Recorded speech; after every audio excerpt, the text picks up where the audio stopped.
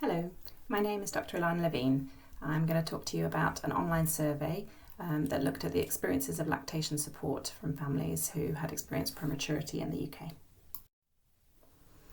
So we know that preterm babies have lower rates of long-term breast milk feeding than term babies, and this survey looked more at how families experience lactation support in the neonatal unit. It was an online survey that was designed as a patient public involvement project for a planned research trial, and as such no formal ethical approval was required.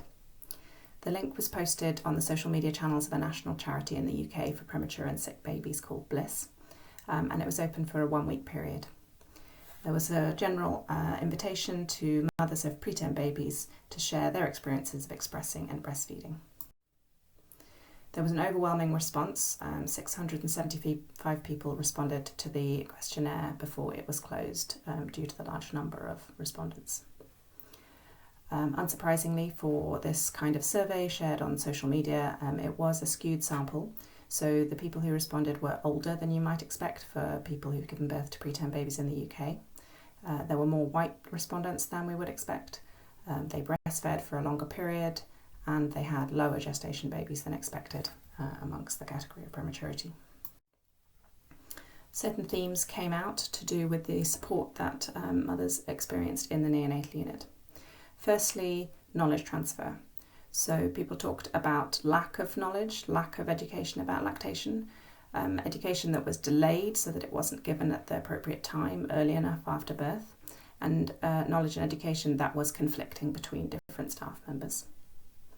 People reported a lack of staff time to devote to good quality lactation support, and also a lack of specific knowledge that related to preterm babies rather than term babies, and sick babies rather than healthy babies.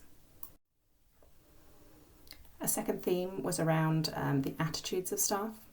So people talked about rigid policies around lactation, such as scheduled time-based feeding, or specific gestational weight criteria before breastfeeding could be attempted. People did not like those kinds of rigid policies that didn't allow for individualisation.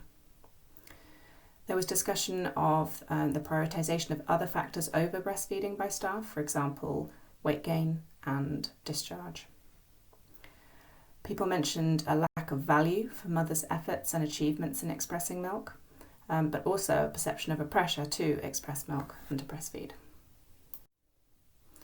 Finally, there was a theme related to the environment, that lactation support was poor if there was insufficient access to high-quality pumps, both for the hospital and for the home, that there were other facilities around expressing, such as pump-related cleaning facilities and on-site accommodation to be near the baby that were specifically relevant to lactation, and people reported a lack of privacy to express milk, including when they were at the cot side. So in conclusion, this was a very large but somewhat skewed sample of respondents, but they reported that they wanted early, consistent and compassionate lactation support specific to the needs of their own family, that they wanted breastfeeding to be prioritised and valued by staff, that they wanted supportive facilities and environment, and that they wanted an individualised transition to breastfeeding.